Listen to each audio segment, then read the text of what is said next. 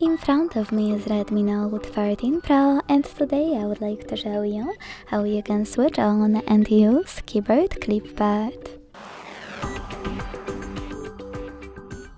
Begin by launching your keyboard and clicking on Clipboard at the top of it. Then use the switcher at the top right corner to activate it, and go back thanks to this arrow at the top left one. Now to use Clipboard, you need to copy or cut any text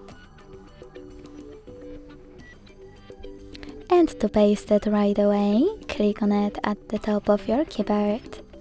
To paste it later on, click on Clipboard and tap on your text over here.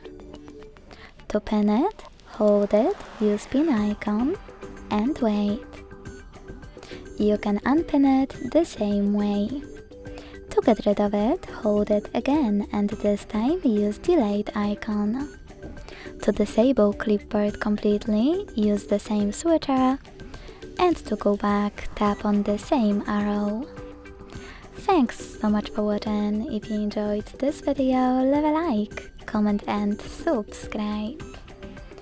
Bye!